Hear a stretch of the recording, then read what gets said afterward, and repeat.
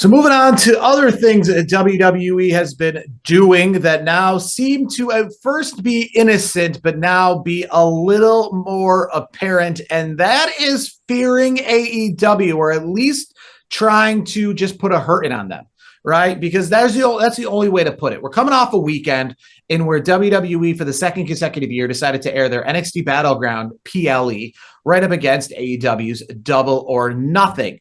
And on July 12th, AEW announced that they were going to have All In. They announced it a long time ago. It's going to be from the Texas Rangers ballpark.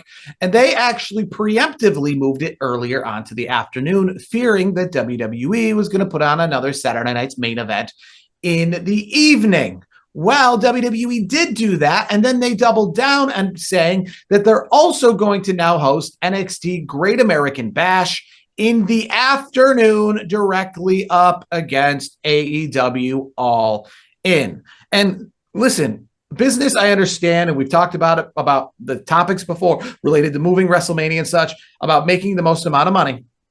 But I feel that this isn't a move about making the most amount of money for WWE, as it is just about taking money away from AEW, right? Instead of making $1 million and AEW making $1 million, WWE would rather make $800,000 if it meant AEW making $400,000 instead.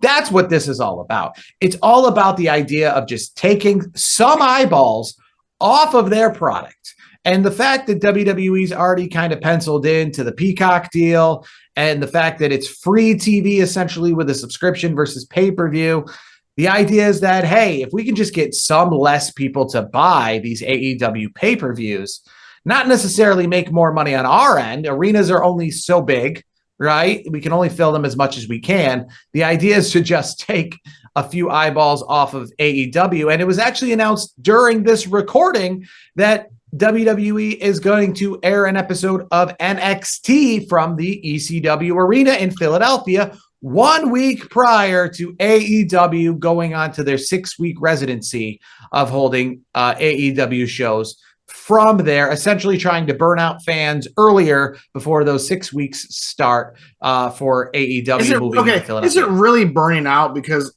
like, I'll be honest with you, like, a lot of the AEW fans that I see are not really that big WWE fans. That's kind of where I'm at. Like, I feel like AEW has their diehards, and I don't think that this is going to essentially like hurt them in a grand way. No. It's going to hurt them just in a way for those who are some of the crossovers, though. Some of those fans who might decide to watch NXT Great American Bash, I guess, if over a pay-per-view that they have to buy. And I think what AEW should do in this regard, they have to sooner rather than later get themselves in the streaming game, because that's really, I think, what the difference is now.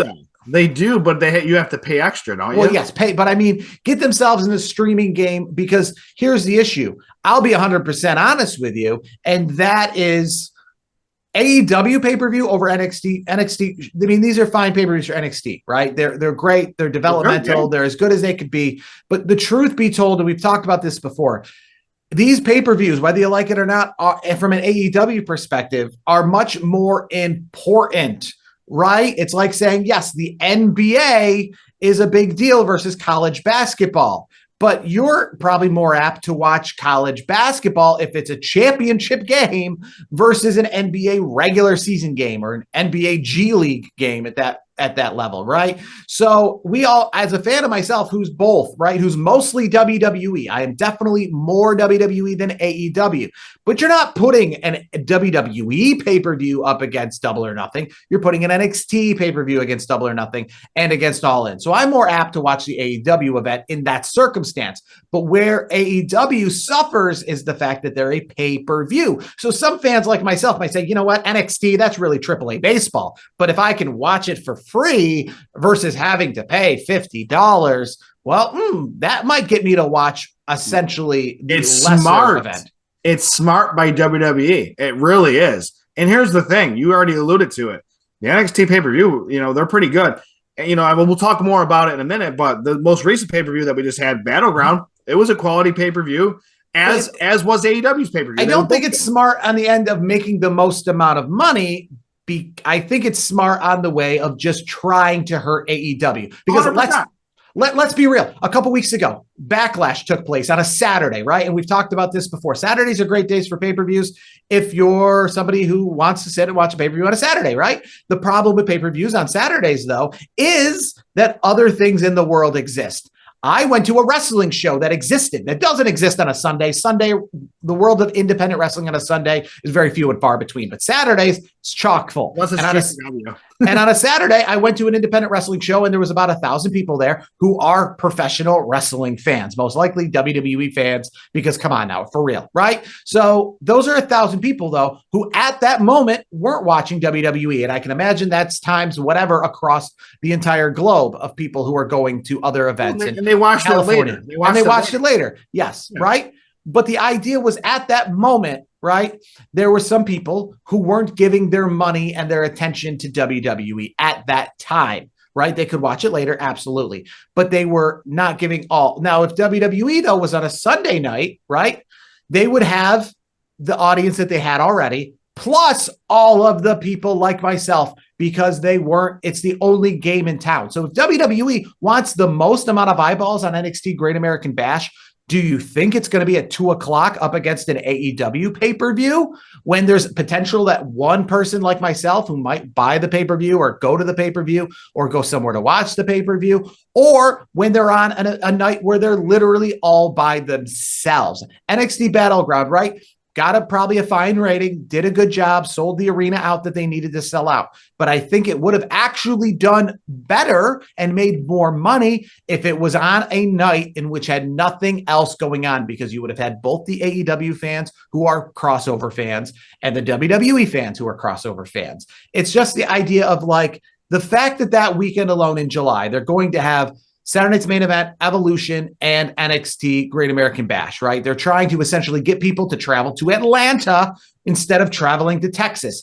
And they might get those people to do so. But the idea is they would have gotten people to travel to Atlanta the following weekend or the previous weekend, right? And they would have gotten to have at least. Why would they do that? Because it's competition. That's what it is. They want to hurt the competition, and they want to hurt AEW more than they care about making money. Yeah, right? Because here's the thing: they're at that point where they're making plenty of money. WWE is they'll tell you, we've heard it enough times.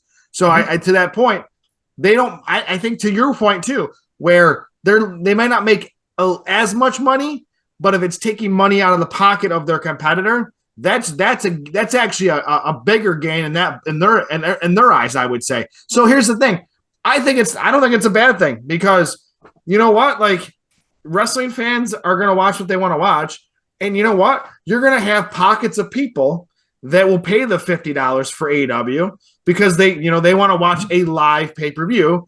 And then they'll go to the next day or the next morning, whatever the case may be, and say, oh, it's on my Peacock app. I'll watch NXT in the morning. So they're getting their fix one way or the other. And to me, it really doesn't matter. If you want to watch both, you're going to watch both. It's more watching it live versus watching it the next day. I do feel, though, that it hurts the wrestling fan in general, not the WWE fan, the AEW fan, the wrestling fan, because obviously, like on those days, let's say I'm in Texas, let's say All In is taking place in my state and I'm going to it, and now I have to decide, like, or let's just say, let's be real, if AEW was happening in New York City, AEW All In, right? It's like their WrestleMania, their biggest event. I would travel. It's a Saturday in the summertime. It's a huge event. It's in a stadium. I'm not the biggest AEW fan and where I'm going to like fly across the world for it, but I'm a big enough fan where I'll drive 2 or 3 hours if it's something I can do. I went to AEW Full Gear down in Newark because it was something I could drive to and go to. I'm a big enough fan in that regard. So if it was something like in my local area that I could drive a few hours to without having to buy a hotel room, then yeah, I would probably be going to it. And it hurts the fan because while all this is happening at one time and I have to decide, do I want to go to Saturday Night's Main Event? Do I want to go to Evolution? Do I want to go to All In? What do I want to go to? The next weekend has nothing. And the weekend after that has nothing. So from like a wrestling fan's perspective, I could go to MetLife Stadium and watch All In if it was going to be there, and then go to Boston next weekend to watch.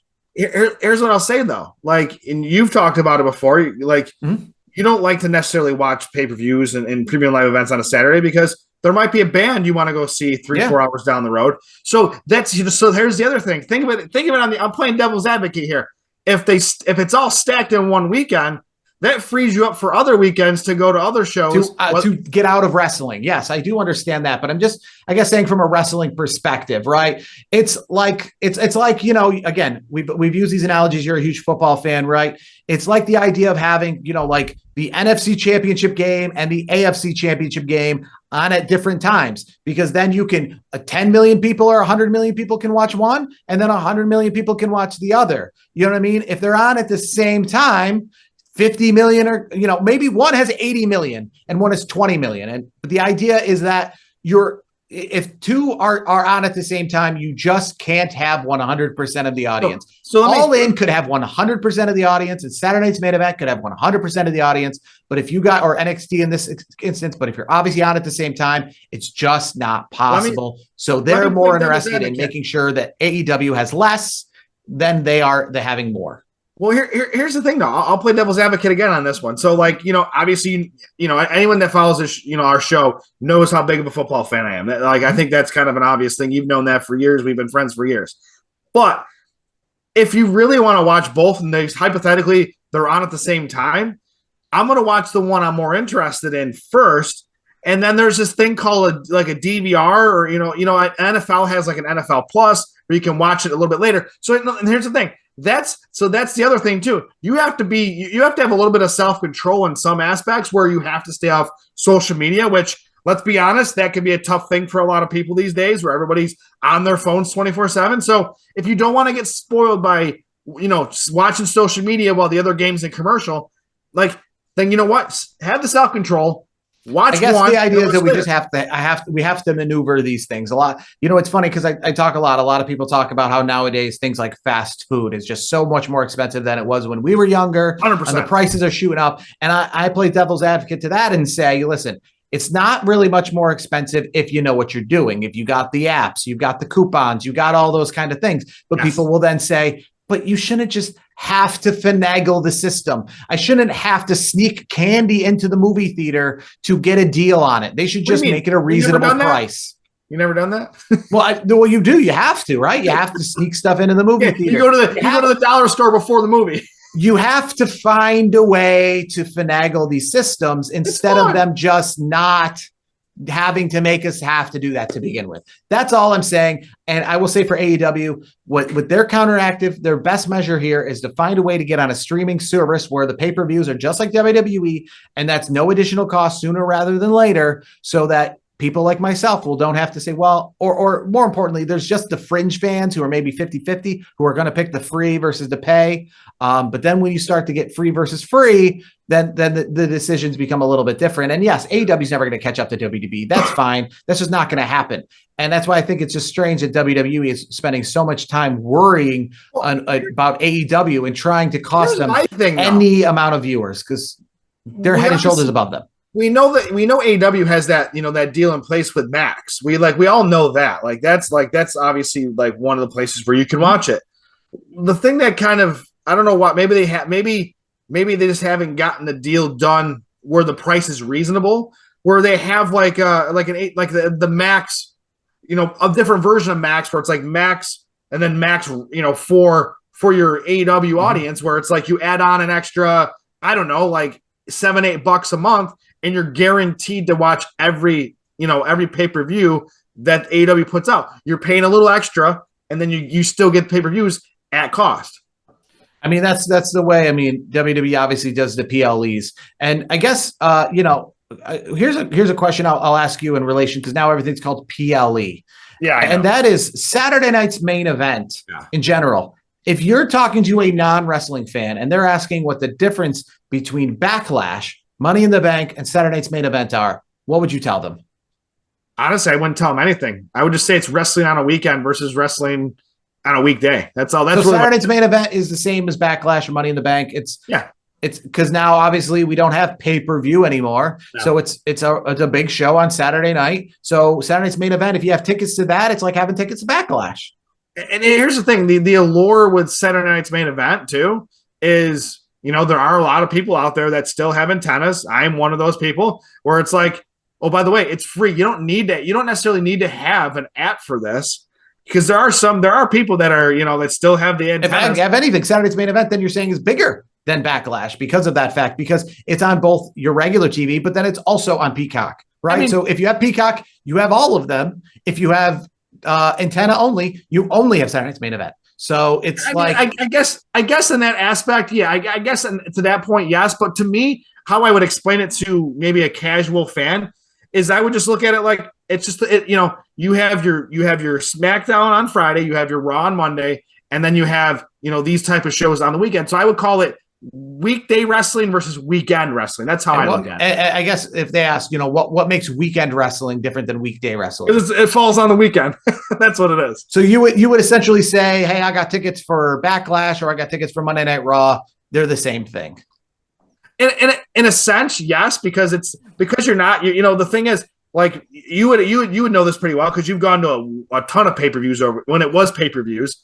Like there was more of an allure to it when you went because you're like, I'm going to a show that if I wasn't going to the show, I'd have to pay $50 to watch anyway. So there was an allure back in the day. Now there's not an allure. All you have to be is a subscriber to Netflix or Peacock or whatever the case may be. So it's a little like it's lost a little bit of its luster there for the sake of convenience, which I'm not complaining because I can watch all the PLEs, with my subscription. So it's a lot easier than what I had to do years ago. Yes. But I think you would answer that the same way where you went to a show and if you look back and you're like, man, I went to a show that cost people to watch it at home $50. Like that's a whole different kind of level of coolness, I guess. I never did it. Like I never got to a pay-per-view when it was pay-per-view era where you actually had to pay $50. You can still go to AEW because they're still charging $50 to watch on TV. So that's still an option right there. And TNA, right? Because then some of these other ones have pay-per-view events versus premium live events. How much really is TNA's pay-per-views though? They can't be $50, right? No, I do think they're 35 though. I mean, I'm going to guess. I mean, it's crazy to say, right? But I do think they're in that nature of price. I don't really ever buy TNA pay-per-views. I know TNA has TNA Plus, which has the premium live events there. And I don't know if there's any kind of like discount. Maybe they're $19.99. Maybe they're that price. I would probably venture to say, $29.99. If I was to just guess, that's $29.99 final answer. That's what I'm guessing. A TNA like a TNA Slammiversary, right? Which is coming up in July. That's my guess of what that event is going to cost.